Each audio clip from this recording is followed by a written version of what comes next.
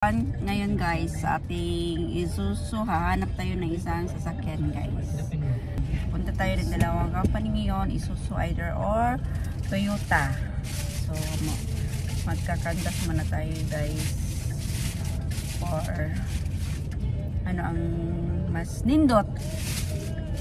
Okay, let's go guys. Samahan nyo kami. Bye! Yes, yan na. Here guys, we are here at ayun na. Ito ta. Nami sa Isuzu. And guys, so let's check out guys. Guys, so nagtanda sa Isuzu. Ito yung latest model nila sa 2024. Ayan, 6 sisters.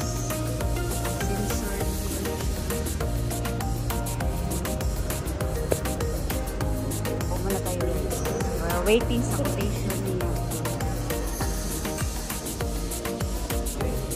So, pag yun yung part, kada kayo part to. Ayan. Huwag lang nga kayo kung pagtakat-kat lang ako dito sa pangatong kuwan. So, that's nice. So, tingnan natin yung color na satin. Pearl white satin.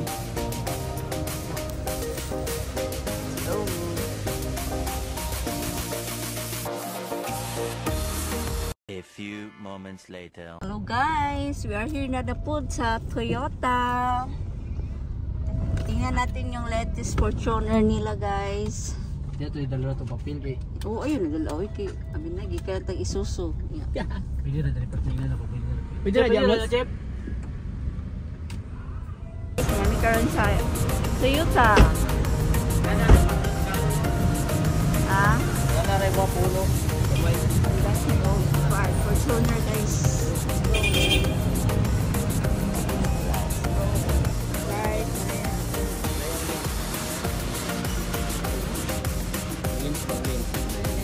Sana, wait, kanisa.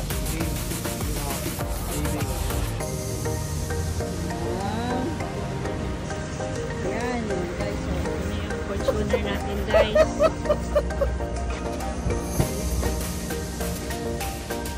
Oh, why so? Kasi ba na gusto ko dakot-dakot?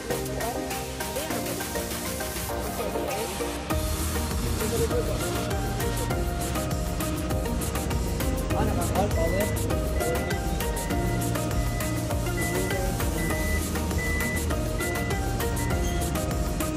Lang-lang. Daga na siya total cash ni GRS mo. Daga siya 2.8. Ah, total cash sa'yo? Oo.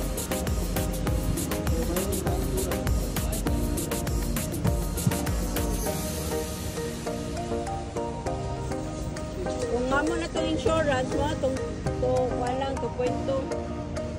Nice kay Fortuner na 2.8 engine guys. Ha?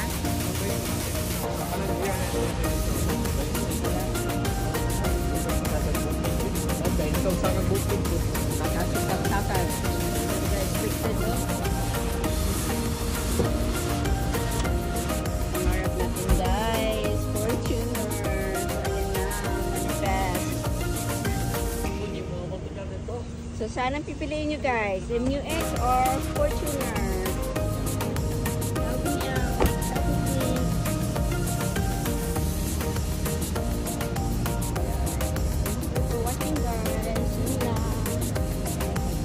Bye-bye to my vlog.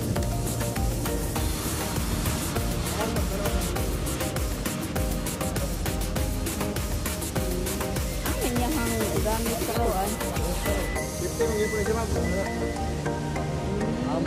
Okay ra. Iyang tools kong part niya, kasam po. Ya lang. Hindi po dia.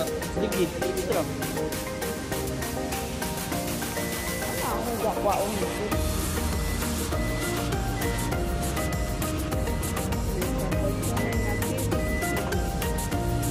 yung latest no? 2014. Ayan, hindi ko rin plate din dito.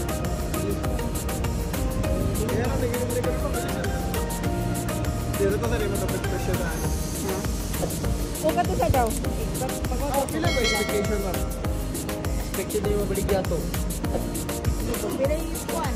Pila yung